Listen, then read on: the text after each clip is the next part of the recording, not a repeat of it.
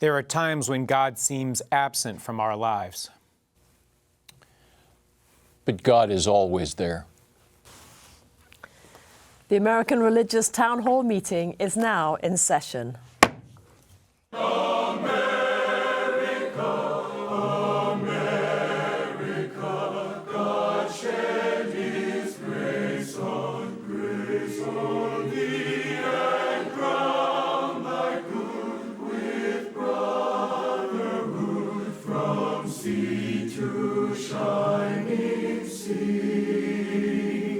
Welcome, friends, to the American Religious Town Hall meeting, where the discussion of religious, political, and social issues is meant to promote the cause of religious freedom and to help us better understand each other.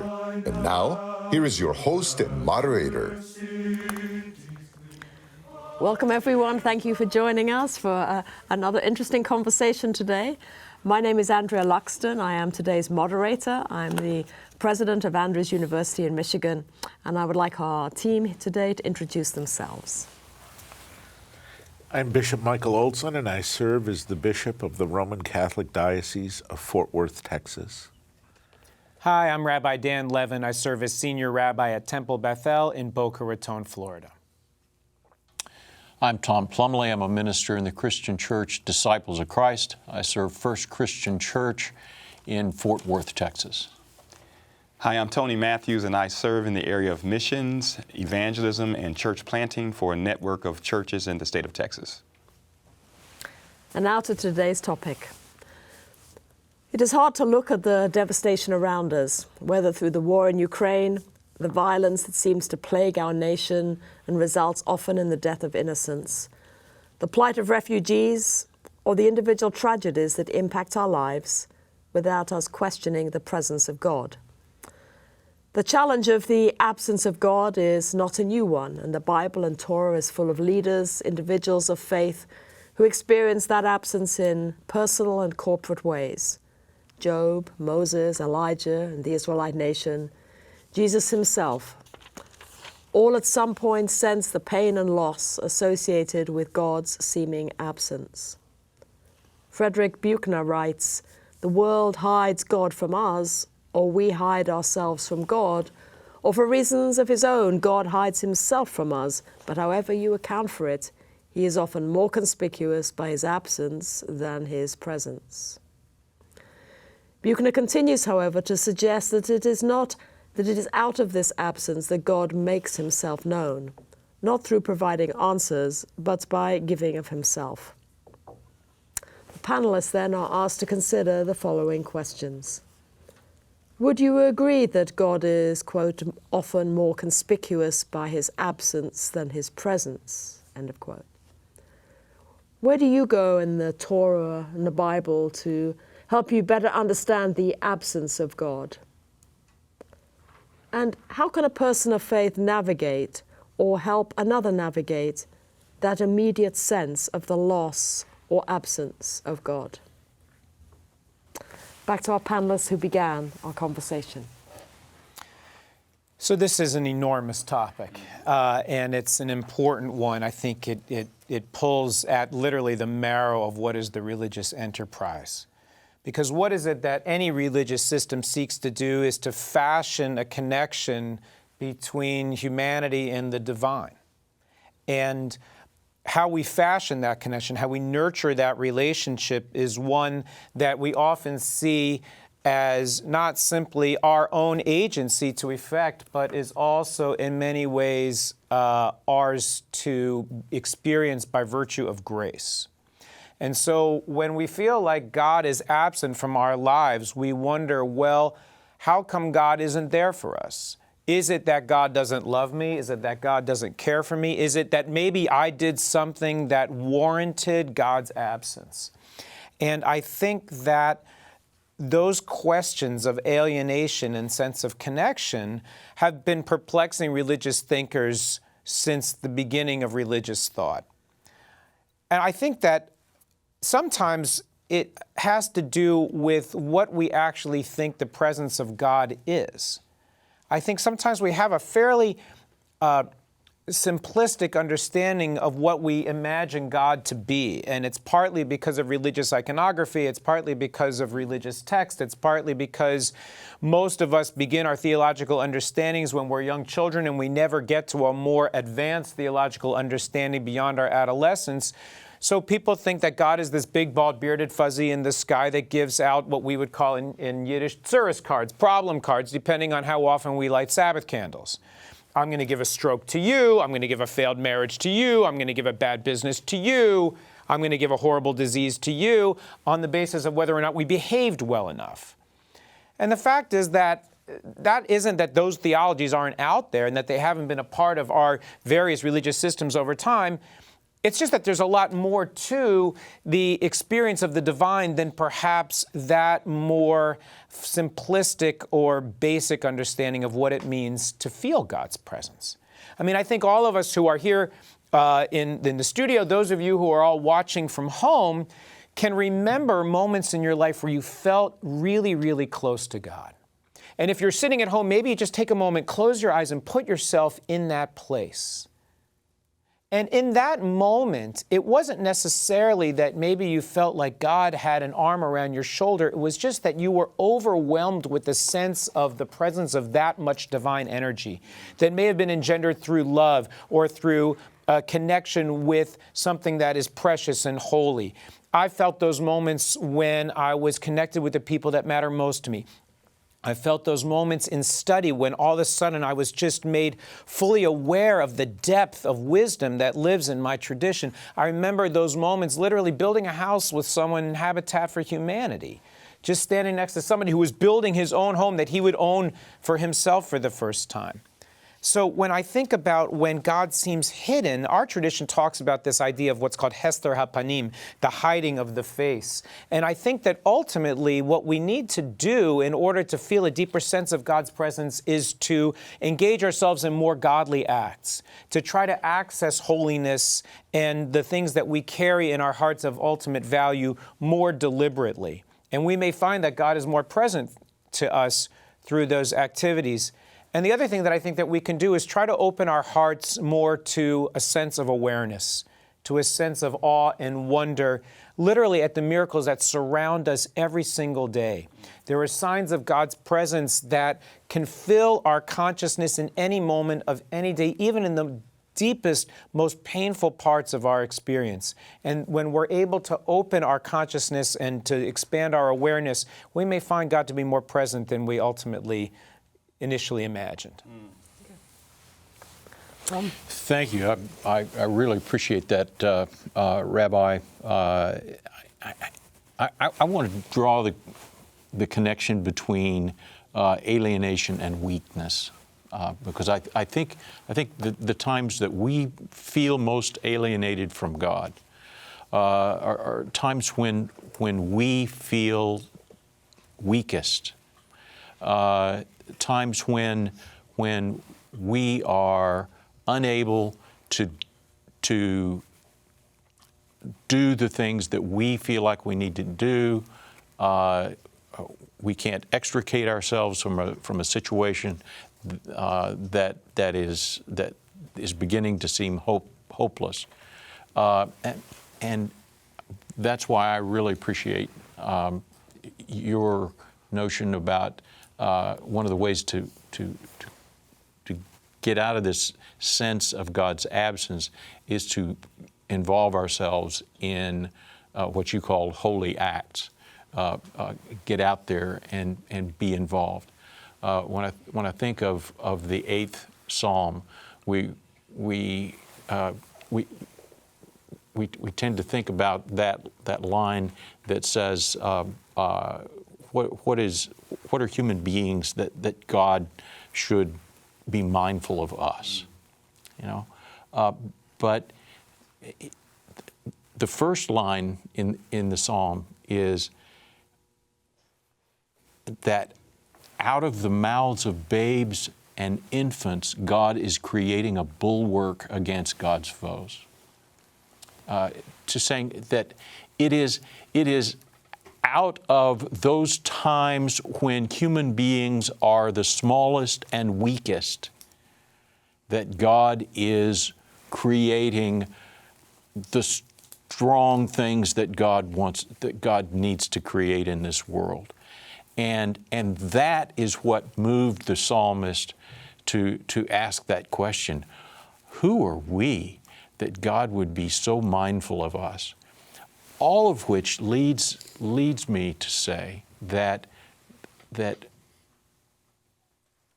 we are not alone, number one.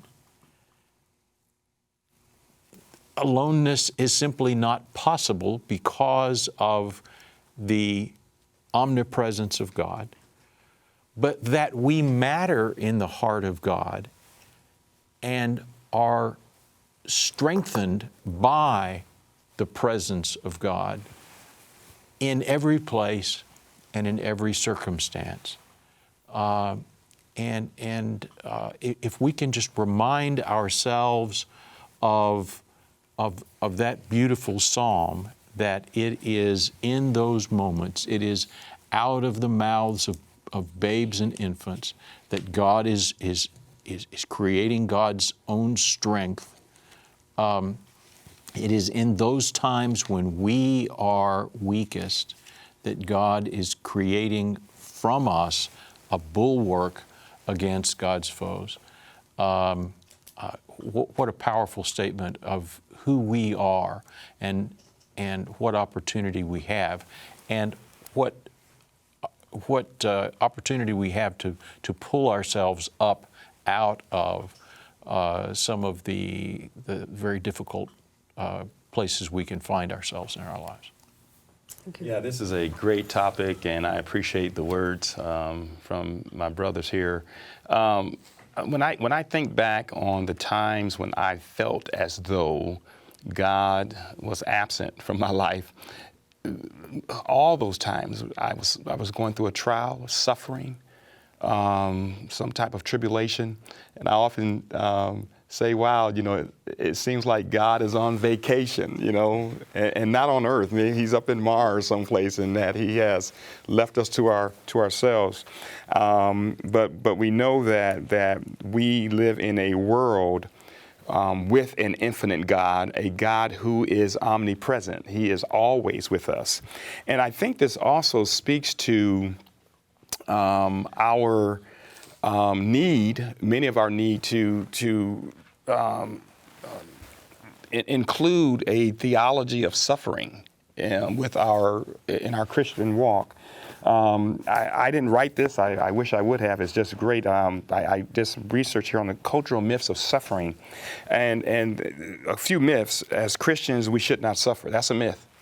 When we are living in God's will, living godly lives, we're not going to have any problems. That's a myth. If we're going through something that's detrimental and hard, well, I must have done something wrong. Job, that's a myth.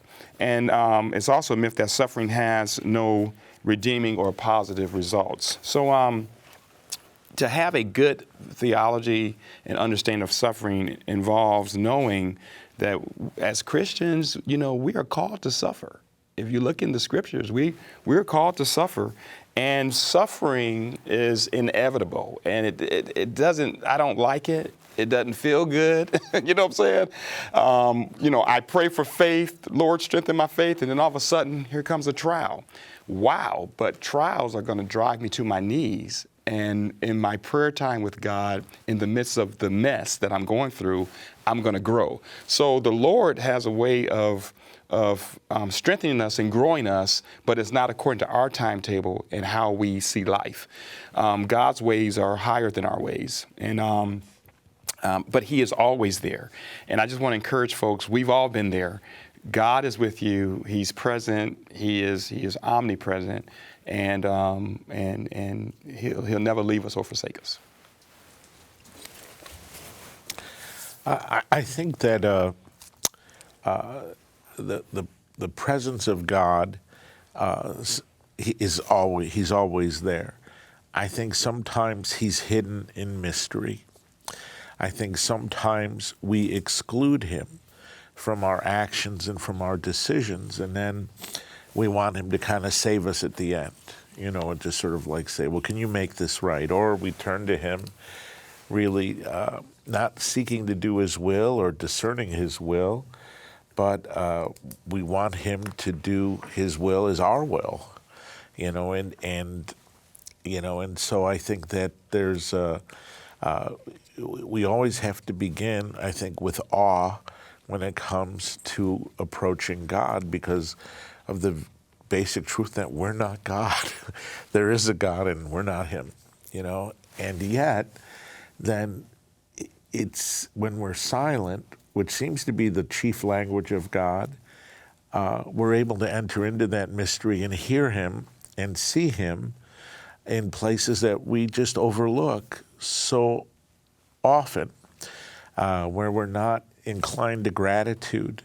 And I think it's a grateful heart that never sins. It's a grateful heart that enables us to see God present. All of the things that we just take for granted, the very fact that I'm able to talk, the very fact that I'm able to come together with friends, that we're able to have basically good health, all of the opportunities he gives us, the family that he's drawn us into. All of these things are the presence of God that are very easily overlooked, and which he calls us into. I think God's selflessness is something that's very much overlooked in his generosity in creating us, and creating us so differently, and yet with a unity that is manifest in our common human dignity, our common human nature, and also the awe and wonder that we have as being part of creation, and through faith being created in his image and likeness. I think sometimes we can confuse the consolation that we get in encountering God when he offers it to us with God himself. And then our relationship with God can become, hey, how about sending a warm feeling down here? It's a rough day. Instead of just simply, Lord, this is a rough day. Help me to find you. Help me to know, to see you where you can be seen, and to hear you where you are speaking. I think what you touch upon is so real. The paradigm that I think we all talk about is, where was God in Auschwitz? In the darkest of the most desperate evil, why didn't God fix that, right? And I think the question is not so much where was God in Auschwitz as opposed to where were we in Auschwitz. And I think God could be found in Auschwitz every day, in the simple acts of somebody calling and reminding and moving forward in a humane posture, even in the midst of inhumanity. When I think of where was God in Auschwitz, it's in the soul of the individual who said, I'm going to take my rotten potato and my little bit of margarine ration, and I'm going to fashion that into a Sabbath candle so that I can be reminded of my spirituality and my connection with God. It was in the face of those who, at risk to their families and their loved ones, said to a desperate refugee who was fleeing Nazi persecution, you are welcome in my home. I will hide you. And I think that just reminds us so much of that notion and the idea that we are agents of God. We ourselves are bearer of that light. And often I think when we ask ourselves, where is God in the world? It is in us, and it is up to us. It is our responsibility to shine that inner light out into a somewhat darkened world. The chief rabbi of Israel, the original chief rabbi of Israel, said to imagine that there is in you a candle, and it is your responsibility to shine the light of that candle into the darkened world so that that light of God's presence is shown not necessarily through just grace, but through human agency. A powerful conversation. Thank you. Let's just have a break. We hope you're enjoying today's program. If you'd like to learn more about the American Religious Town Hall, please visit our website at americanreligious.org. That's americanreligious.org. There you can read about the vision and history of the program, and we invite you to become a ministry partner, explore our Town Hall Estates healthcare facilities, and view past programs by clicking the appropriate menu buttons. Each week, we look forward to receiving your letters. You may write us at the address shown on your screen. Send your letters to American Religious Town Hall Meeting, P.O. Box 180118, Dallas, Texas 75218. If you have a prayer request, please send it to prayerrequest@americanreligious.org. Thank you for writing and thank you for watching. Now, back to today's closing statements. Welcome back, viewers. I hope that today's program is giving you some interesting insights. I'm sure every one of us has had those moments where we have felt God's absence. So let's hear what our panelists have to say in closing. I think an important thing to remember for each of us is that when discerning God's presence, we should always remember first that discouragement never comes from God. It comes from other sources. That's not to say that suffering or desolation or even a wondering of where God is present is not discouragement, and it's not to say that it's going to lead us to rely more on God's grace and His love for us. I think it's important for us to ask God for an awareness of His presence, and then also to find His presence in our neighbor and in ourselves as we are called to go into the world and to bring Him with us. On difficult days, when you're cleaning up after some mistake, when folks say only uncomplimentary things, when there's some waiting to be done for the results of some test, for some death that you know is coming for something to happen to turn things around. That's when we feel it. That's when we feel that alienation, that absence, that distance from God. That's when we wonder. And those are the points at which we need to understand two things. First, that we are never alone. And second, that everything that we do matters. It matters in the heart of God. Folks have been trying to live godly lives for a very, very long time, and lots feel bereft of hope. We just go on tilting at windmills, dreaming impossible dreams, fighting unbeatable foes, and in doing so, we are adding just a little more to the ingredients of heaven. Yeah, two quick things for me in my summation is that in addition to everything we've said, I want to remind us too that Scripture does talk about God hiding or withdrawing Himself and not listening to our prayers. And I think this is very important. In Jeremiah 11:14, we see how God says, I'm going to stop listening to your prayers. In Ezekiel 5:11, God withdraws Himself because of the things that were going on in the sanctuary. So God is a God who certainly does hide Himself, if you will, although He can't be hidden. It's paradoxical. It's kind of like Jesus Christ. He was the dying conqueror of death on the cross, happening simultaneously. But you may be asking, well, why did this happen? Why did God not prevent a tragedy? God can certainly prevent sin. He can also redirect it. With Joseph, Joseph said, "Hey," to his brothers, "You meant it for evil, but God meant it for good." And then God permits it. He allows it for whatever reason. He's God, and so.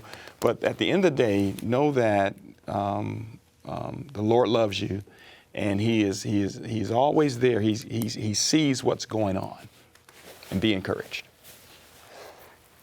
So I would say, just thank you for this beautiful conversation. I think often we think of ourselves in this paradigm where we're here and God is out there, and I got to figure out how to build that bridge. And in Jewish mystical tradition, there's an idea that the whole world was created with the 22 letters of the Hebrew alphabet. And so everything that exists in the universe is God. And that instead of thinking about us here and God is there, what if you thought about yourself here and God is everywhere? And that we live in God.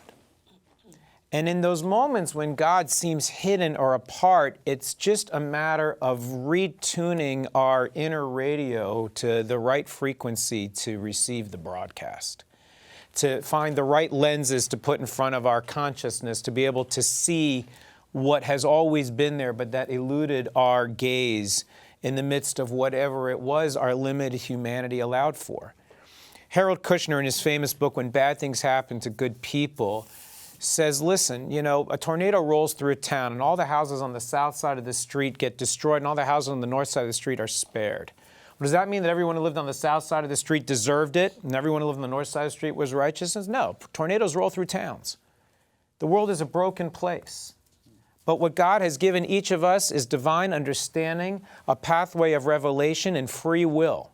And by giving us the ability to be the agents of our own life and to fashion, as in partnership with God, a repaired world, we can redeem even the darkest moments and elevate them again toward the light. Well, thank you. What an outstanding conversation today. And viewers, I don't know where you are, whether you perhaps are feeling the absence of God right now. I don't know. But to me, the three things that stay with me are, first of all, the sense that doesn't matter how we feel, we are still of immense value to God all the time. Secondly, the fact that God is omnipresent. He is there. He is present. And that importance of seeking to, instead of sense God's absence, seeking to discern His presence. And in that discerning His presence, maybe that opens our eyes to the God that is always with us, always there for us. The Charter of the American Religious Town Hall provides that Roman Catholics, Protestants, Jews, educators, and others may appear on this program and can declare their beliefs without hesitancy.